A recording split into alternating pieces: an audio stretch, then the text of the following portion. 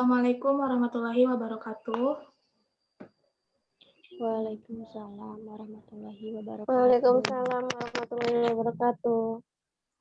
Alhamdulillahirabbil alamin. Nasta'in wa ala umuri dunya waddin. Wassalatu wassalamu ala asrofil anbiya'i wal mursalin wa ala alihi washabihi ajmain amma ba'd. Kami mahasiswa Universitas Singapura Karawang dari Fakultas Agama Islam, jurusan Agama Islam.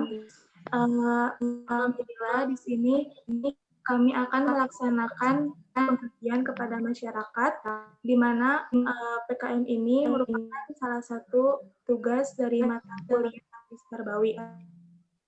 Kami merupakan kelompok 2.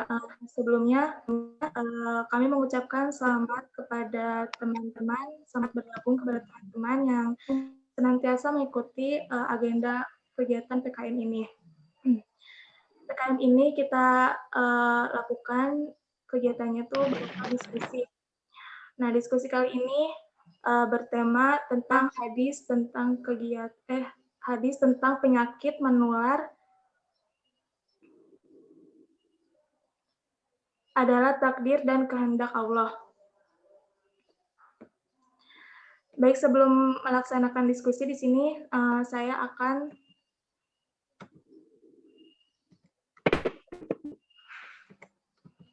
memperkenalkan teman-teman saya. Di sini saya sebagai moderator, Aida Pidiawati. Bentar ya, masih ada yang mau ikut.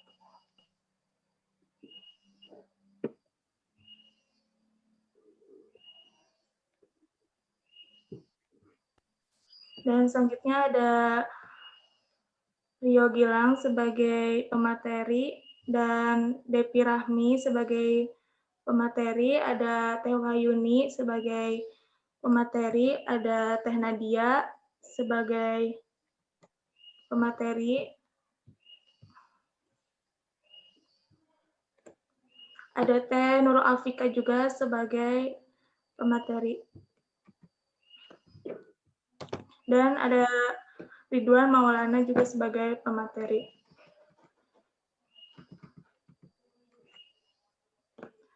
Baik, agar mempersingkat waktu, kita langsung mulai saja diskusi kali ini. Maka dari itu, saya persilakan kepada pembaca hadis dan penerjemah hadis.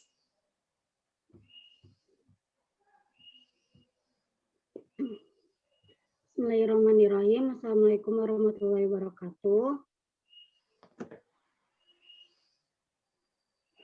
Jadi di sini saya akan membacakan hadis. Bismillahirrahmanirrahim. Haddasani Abdullah bin Muhammad, haddasana Husyaim bin Yusuf, akhbarana Ma'mura, Aniz Zahri, an Abi Salamah, an Abi Hurairah radhiyallahu anhu qala. Qala Rasulullah sallallahu alaihi wasallam, ya Rasulullah, fama balal ablu takunu fi ramla kanaha azzaba'u fi khotoha al-ba'iru al-jarab fi jaribiha. Faqala Rasulullah sallallahu alaihi wasallam, fama na'udi aula rawahu Bukhari.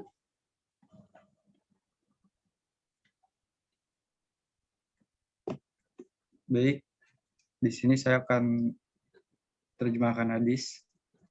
Artinya, menceritakan kepadaku Abdullah bin Muhammad, menceritakan kepada kami Hisham bin Yusuf, mengabarkan kepada kami Ma'mar dari Juhri, dari Abu Salamah, dari Abu Hurairah radhiyallahu anhu. Ia berkata, Rasulullah Shallallahu alaihi wasallam bersabda, tidak ada adwa atau penyakit menular dan tidak ada safar atau kesialan di bulan Safar, dan tidak juga hama atau burung hantu. Kemudian seorang laki-laki Arab Badui berkata, wahai Rasulullah, apa yang terjadi pada unta di padang pasir yang terlihat lincah seperti kijang, lalu unta yang berpenyakit kudis mencampurinya, kemudian menjadikannya berkudis. Rasulullah Shallallahu alaihi wasallam berkata, siapakah yang pertama kali menularkannya? Hadis riwayat Bukhari nomor hadis 5770.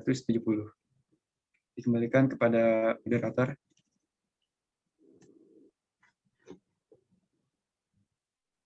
Mic-nya, Dek.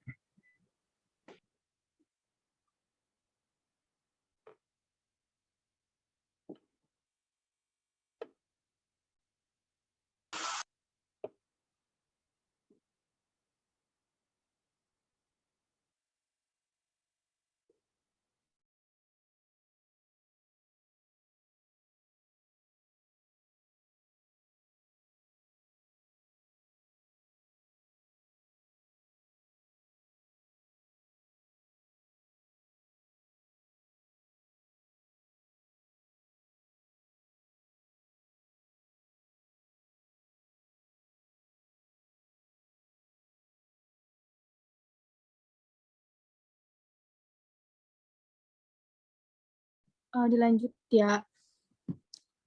Sedangkan Al-Qafas berkata, hama adalah seekor burung malam, yaitu burung hantu. Menurut Ibnu Al-Arabi, dahulu orang Arab jahiliyah menganggapnya sebagai pertanda kesialan. Jika hinggap di rumah seseorang, maka dia akan berkata, celakalah aku atau salah satu penghuni rumah. Maka maksud kalimat al-hamah dalam hadis adalah tidak ada pertanda kesialan dengan adanya burung hantu dan sejenisnya. Hadis ini menceritakan seorang Arab Baduy yang bertanya kepada Nabi tentang unta sehat yang tertular unta lainnya yang berkudis, karena dahulu orang-orang Arab meyakini adanya penyakit menular yang menjadi penyebab penyakit kudis yang menimpa unta sehat. Ini merupakan waham jahiliyah. Mereka meyakini yang sakit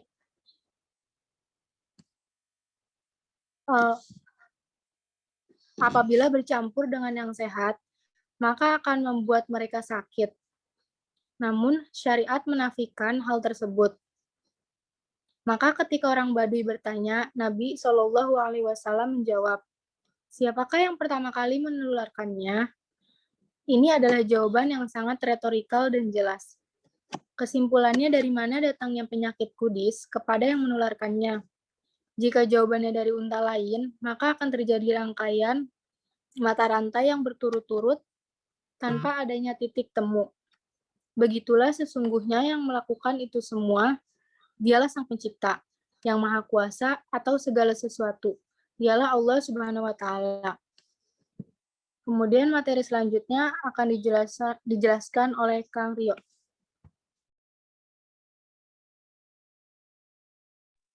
Bentar ya.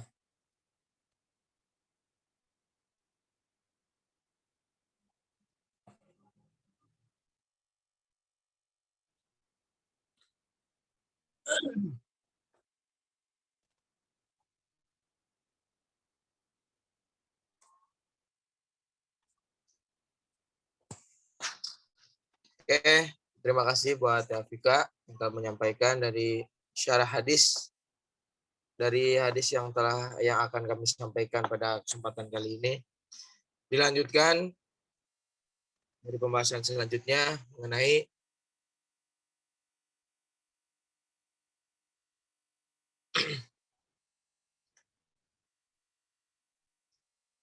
pelajaran yang dipetik dari hadis. Islam menetapkan adanya penyakit menular, tetapi penularan tersebut tidak mungkin terjadi kecuali atas izin Allah Subhanahu wa Ta'ala. Kalau Allah tidak mengizinkan, maka tidak akan tertular kepada orang di dekatnya.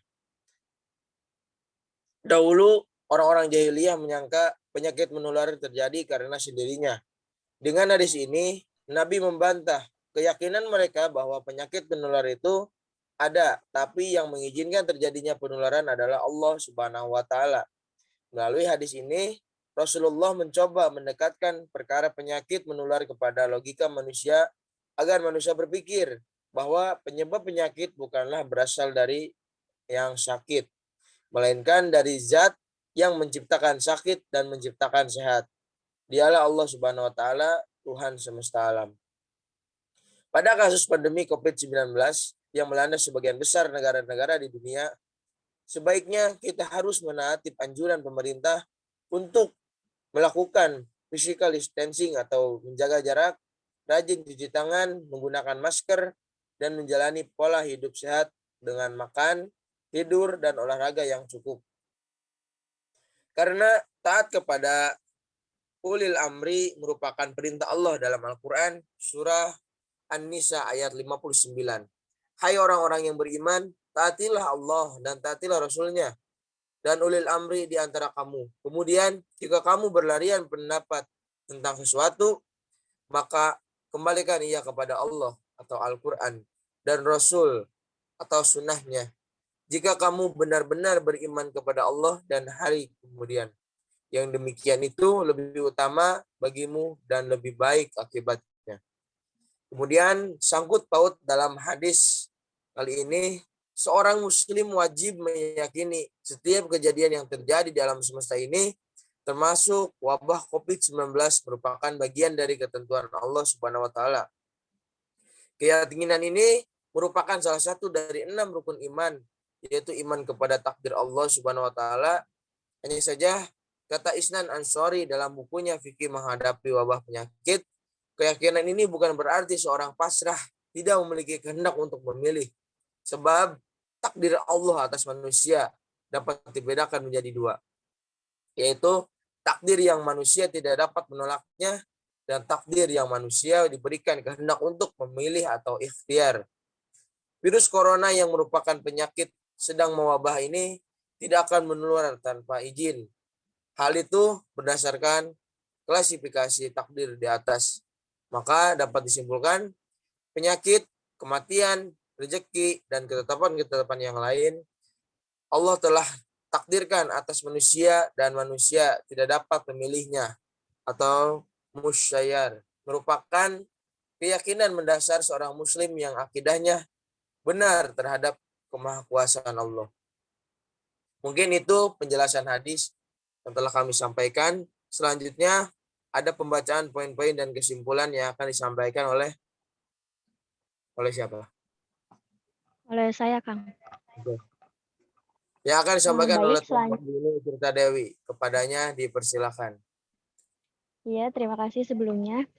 Baik, selanjutnya poin-poin yang dapat kita ambil dari materi kali ini. Yang pertama, hal ini membuktikan bahwa segala sesuatu yang ada di alam semesta ini adalah kehendak Allah yang Maha Kuasa. Begitu juga dengan penyakit menular ini. Yang mengizinkan tertular atau tidak tertular oleh penyakit adalah kehendak Allah. Melalui hadis ini juga, Rasul mencoba mendekatkan perkataan menular dengan logika manusia, agar manusia berpikir bahwa penyakit bukanlah berasal dari sakit, melainkan berasal dari zat yang menciptakan sakit dan sehat itu sendiri, yaitu Allah Subhanahu wa Ta'ala. Yang kedua, dari hadis ini pula memberikan pelajaran kepada kita, jangan sesekali percaya pada hal-hal yang di luar kehendak Allah, seperti mitos yang datangnya entah dari mana, tahayul yang kebenarannya masih belum bisa dibuktikan. Begitu juga dengan kasus pandemi. Adanya COVID-19 ini merupakan kehendak dari Yang Maha Kuasa, mengajarkan kita agar tetap hidup sehat dan percaya pada tiap sesuatu yang terjadi merupakan kehendak Yang Maha Kuasa. Mungkin segitu saja poin-poin yang dapat saya sampaikan. Selanjutnya kembali ke moderator.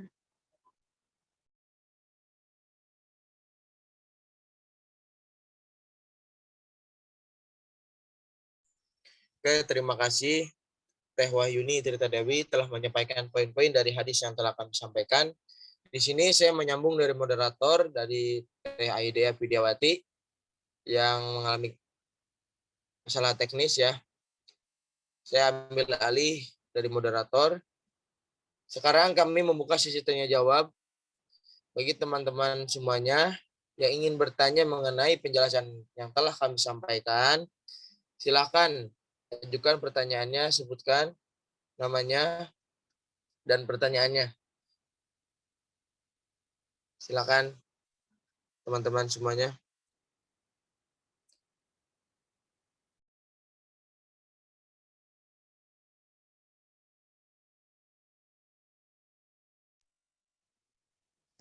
Assalamualaikum warahmatullahi wabarakatuh.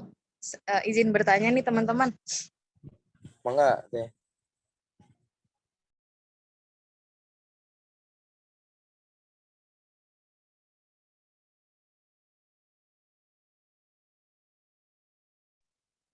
Ini kan materinya tentang hadis penyakit menular adalah kehendak Allah ya. Saya tuh punya suatu contoh kejadian penyakit, tapi penyembuhannya hanya bisa disembuhkan oleh barang terlarang. Contohnya kayak pernah baca di mana ya. Jadi tuh sakit itu bisa disembuhin sama ganja. Ganja itu kan bentuknya daun. Nah, sedangkan itu kan dilarang. Terus menurut teman-teman, itu hukumnya bakalan kayak gimana? Terima kasih.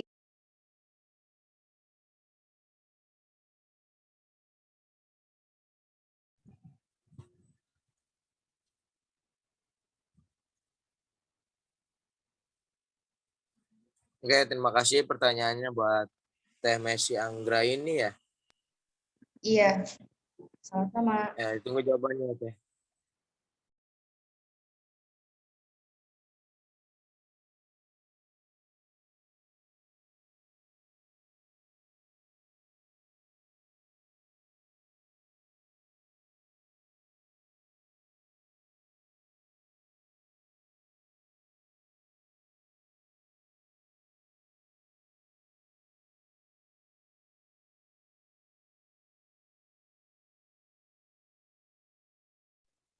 Oh iya, tambahan sedikit.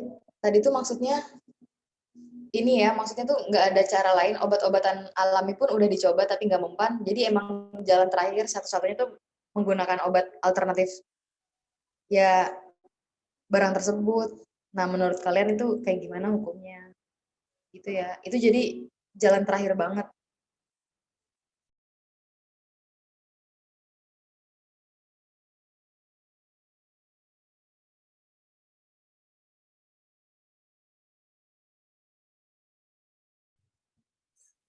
Silakan Aridon untuk menjawab pertanyaan.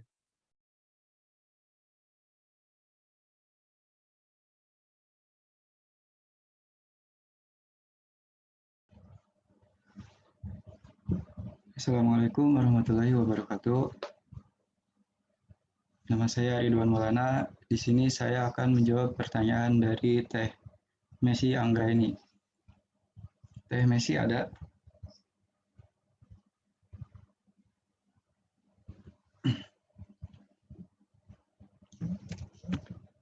Langsung aja ya. Berdasarkan riwayat Abu Darda radhiyallahu anhu, ia berkata, Rasulullah Shallallahu alaihi wasallam bersabda, sesungguhnya Allah menurunkan penyakit beserta obatnya, dan Dia telah menetapkan bagi setiap penyakit obatnya. Maka janganlah berobat dengan perkara yang haram. Hadis riwayat Abu Daud nomor 3372. Dan berdasarkan hadis Usamah bin Syarik radhiyallahu anhu, ia berkata, seorang Arab Badui bertanya, wahai Rasulullah, bolehkah kita berobat? Rasulullah Shallallahu alaihi wasallam bersabda, berobatlah, karena Allah telah menetapkan obat bagi setiap penyakit yang diturunkannya kecuali satu penyakit. Para sahabat bertanya, penyakit apa itu wahai Rasulullah? Beliau menjawab, pikun. Hadis riwayat At-Tirmizi nomor 1961.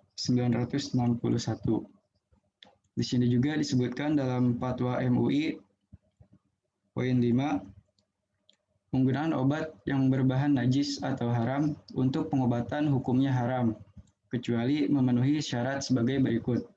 Digunakan pada kondisi keterpaksaan atau al-daurat, yaitu kondisi keterpaksaan yang apabila tidak dilakukan dapat mengancam jiwa manusia, atau kondisi keterdesakan yang setara dengan kondisi darurat, yaitu kondisi keterdesakan yang apabila tidak dilakukan maka akan dapat mengancam eksistensi jiwa manusia di kemudian hari.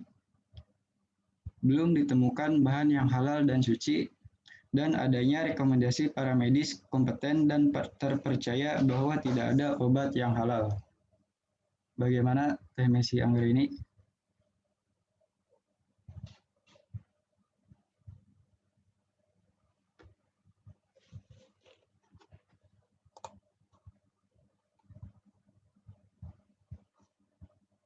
Teh Messi, apakah sudah cukup? Atau ada sanggahan?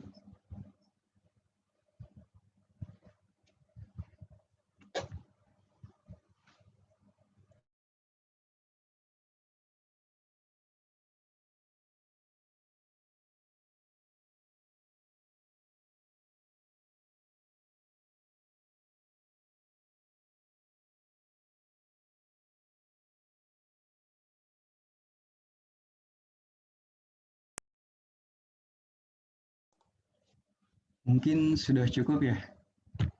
Dikembalikan kepada moderator.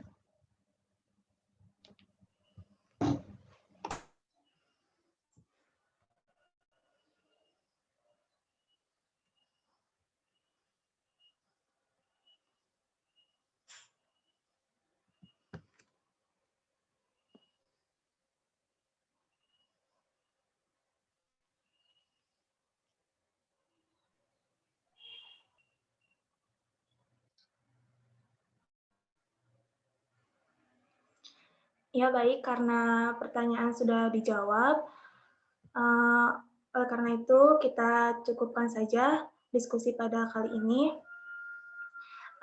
Terima kasih kepada teman-teman semuanya yang sudah bergabung pada kegiatan PKM kali ini. Kami ucapkan banyak-banyak terima kasih. Mohon maaf apabila banyak kekurangan dan kesalahan. Kami cukupkan. Wabillahi taufiq wal hidayah. Wassalamualaikum warahmatullahi wabarakatuh. Waalaikumsalam warahmatullahi wabarakatuh.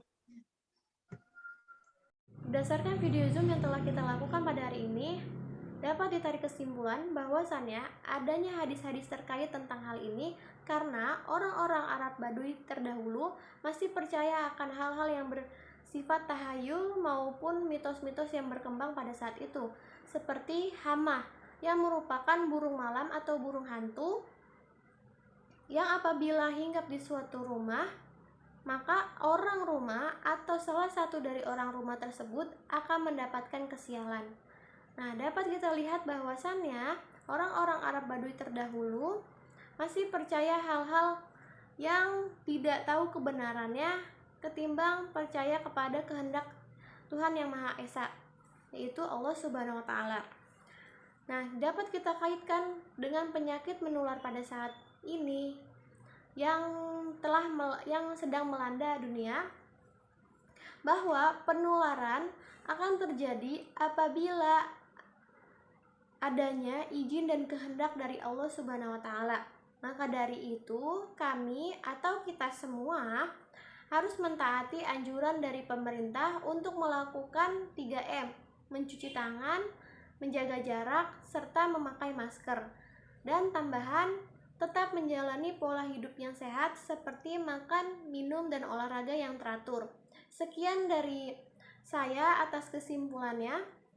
Mohon maaf bila ada kesalahan kata dan perbuatan. Wabillahi taufiq wal hidayah. Wassalamualaikum warahmatullahi wabarakatuh.